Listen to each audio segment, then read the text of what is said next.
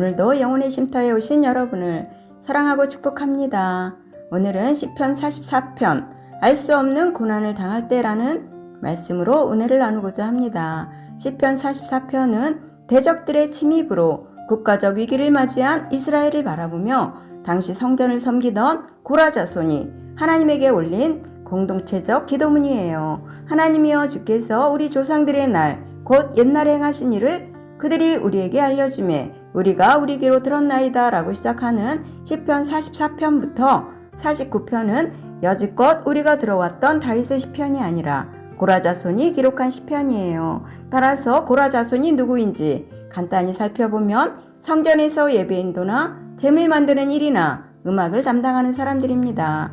그들은 민수기 16장에서 모세에게 대적하다가 땅이 갈라져 죽임을 당한 고라의 후손들입니다. 그러나 고라의 아들 3명은 그 일에 가담하지 않았기에 살아남아서 지금까지 그들과 후손들은 제사장 일을 감당하는 사람들로, 역대상 9장을 보면 그들의 후손들은 성전 문지기로 섬기고 찬송하는 일로 섬기며 제물로 드리는 빵을 만드는 일로 하나님을 섬기고 있어요.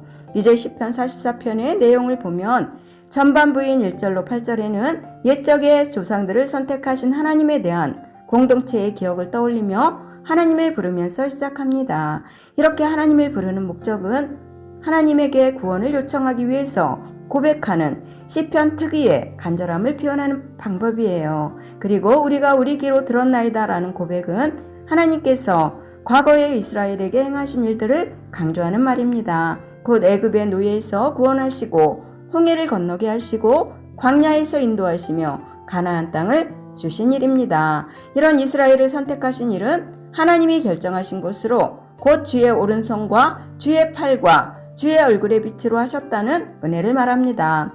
따라서 이러한 역사적 경험을 고백하는 것은 현재 만난 상황과 연결해달라는 요청이에요. 이 말은 과거 전쟁의 승리는 조상들의 힘과 무기가 아니라 하나님이 은혜로 구원하셨음을 그들의 조상들에게 들어 알고 있다는 고백과 반복적으로 하나님을 부르는 것도 하나님은 하늘이라는 초월적 공간에 계시지만 언제든 구원을 베푸시는 하나님이라는 표현입니다.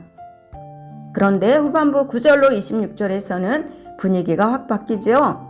감사와 신뢰가 아니라 탄식으로 바뀌면서 이스라엘을 도우시기를 거부하시는 하나님의 모습을 과거 이스라엘을 도우셨던 하나님과 대조를 시킵니다. 그리고 결과를 민족의 패배와 빼앗기는 약탈과 민족의 흩어짐으로 말합니다. 그래서 많은 신학자들은 배경을 히스기야 왕 당시 아스루 왕 사네립이 많은 군사를 이끌고 침공한 때로 보고 있어요. 이렇게 공동체가 생각하지 못한 어려움을 만났을 때 위기를 이겨내는 믿음의 방법을 교훈하는 것입니다. 결국 이러한 일은 그들의 조상들에게 하신 경고를 불순종할 때 받는 저주와 우상을 섬기면 땅은 물론 성전이라도 던져버리신다고 솔로몬에게 말씀하시는 열왕기상 9장처럼 하나님의 말씀에 순종하지 않고 우상 숭배를 했다는 것을 의미하는 것입니다. 그럼에도 마지막까지 하나님께서는 여전히 우리의 왕이시며 주인이시고 목자가 되심을 기억해 주셔서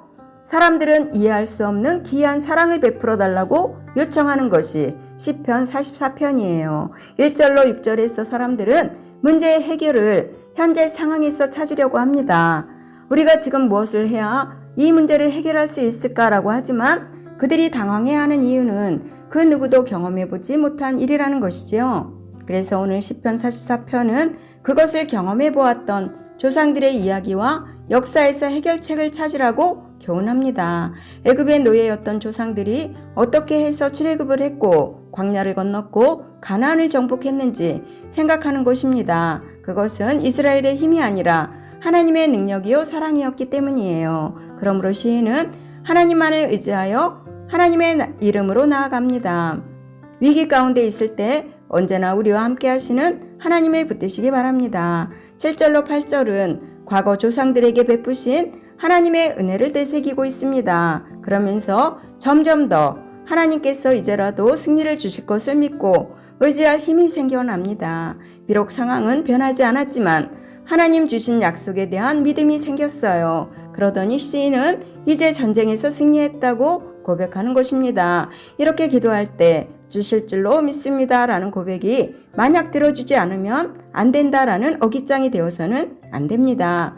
하나님의 선하신 뜻대로 이루어질 줄 믿습니다 라는 고백이어야 합니다. 이 고백은 그리스도인들이 험한 이 세상을 승리하며 살아갈 수 있는 이유이자 은혜입니다. 믿음은 현재 시점의 결과가 아니라 하나님의 때를 기다리는 것임을 잊지 마시기 바랍니다. 9절로 18절에서 시인은 전쟁에 패배당하고 백성이 노예로 끌려가 조롱당하는 현실에 직면해서 하나님께 간구합니다. 그런데 이상하게도 시인은 이 모든 책임을 주께서 하셨나이다 라는 표현으로 하나님에게 전가합니다.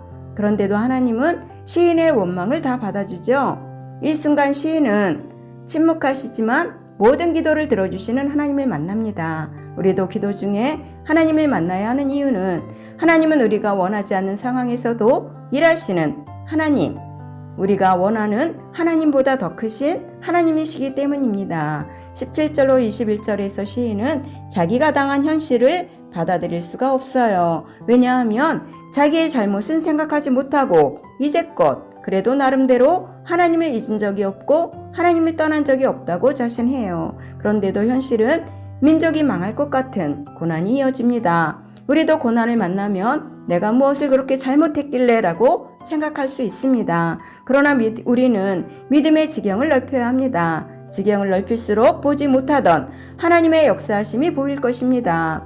그 속에서 우리가 누구이고 또 어떻게 살아야 하는지 발견해야 합니다. 22절로 26절에서 시인은 고난의 상황과 원망을 그대로 쏟아냅니다. 모든 일이 하나님이 옛적에 하신 것처럼 하지 않으신 결과로 투정하면서 하나님 때문이라고 말하는 것 같습니다. 그럼에도 하나님은 어린 자식이 부모에게 투정하는 것을 받아주듯이 다 듣고 계시죠?